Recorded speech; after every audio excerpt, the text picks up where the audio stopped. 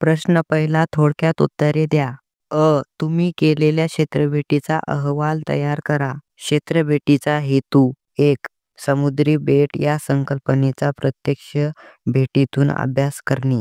2. घारापुरी या बेटाविषयी सविस्तर माहिती मिळवणे. क्षेत्रभेटीद्वारे संकलित केलेली माहिती. 1. घारापुरी या बेटाचे स्थान. सर्व बाजूने पाण्याने वेढलेला जमिनीचा भूभाग म्हणजे बेट होय.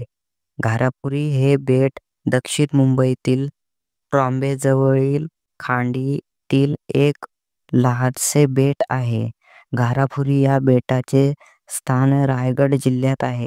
2. घारापुरी या बेटाचे क्षेत्रफळ. समुद्राच्या भरतीच्या वेळी घारापुरी या बेटाचे क्षेत्रफळ सुमारे 10 चौरस किमी असते. समुद्राच्या आहोटीच्या वेळी घारापुरी या बेटाचे क्षेत्रफळ सुमारे 16 चौरस किमी असते. 3. घारापुरी या बेटावर पोहोचण्यासाठी वाहतुकीची साधने. घारापुरी या बेटावर पोहोचण्यासाठी प्रामुख्याने मुंबईतील गेटवे ऑफ इंडिया पासून प्रवासी बोटीने जावे लागते. मुंबईतील गेटवे ऑफ इंडिया पासून घारापुरी या बेटावर पोहोचण्यासाठी सुमारे 1 तासाचा कालावधी लागतो. 4.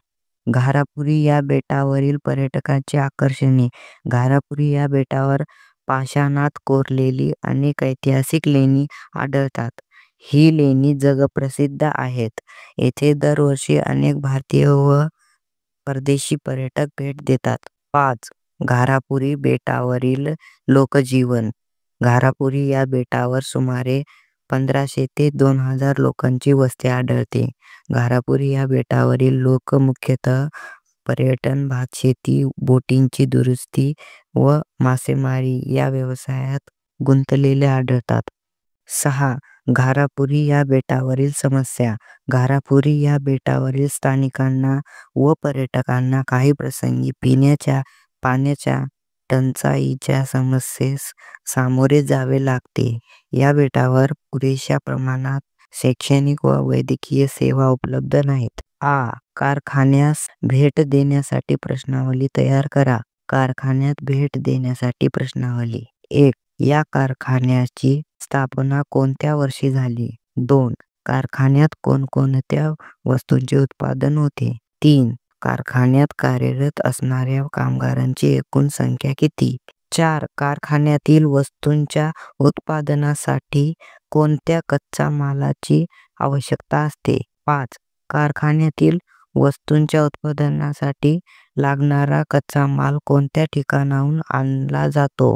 6. कारखान्यात उत्पादित झालेला पक्का माल कोणत्या ठिकाणी विक्रीस पाठवला जातो? 7. कारखान्यातील कामगारांच्या सुरक्षिततेसाठी कोणती खबरदारी घेतली आहे? 8. पर्यावरणाची हानी होऊ नये यासाठी कोणत्या उपाययोजना केल्या जातात? क्षेत्रभेटी दरम्यान कचऱ्याचे व्यवस्थापन कसे कराल? क्षेत्रभेटी दरम्यान कचऱ्याचे व्यवस्थापन पुढील प्रकारे करू. 1.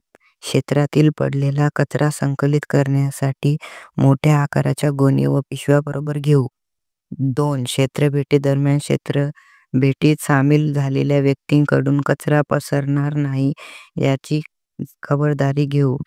त्यासाठी क्षेत्रभेटी दरम्यान वापरलेल्या कागदी पिशव्या, ताटल्या, खाद्यपदार्थांची वेष्टणे, उरलेले खाद्यपदार्थ इत्यादी एकत्र जमा करू. 3. संबंधित क्षेत्रात माहिती फलक, पथनाट्ये, सूचना फलक इत्यादी साधनांद्वारे स्वच्छतेविषयी जाणीव जागृती वाढवू.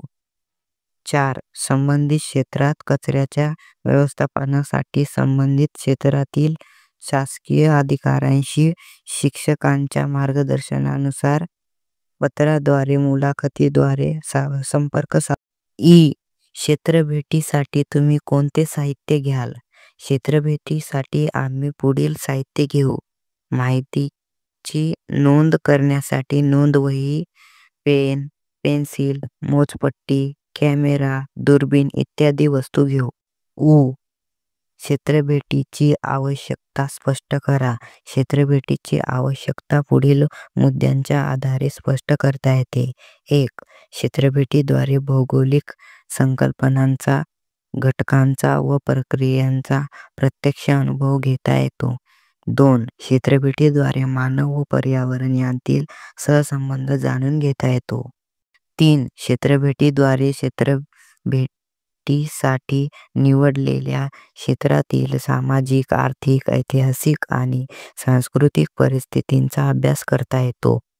4. क्षेत्रफेटीद्वारे भूगोलाचा अभ्यास अधिक रंजक होतो व अभ्यासलेल्या ज्ञानाच्या उपयोजनाला चालना मिळेल.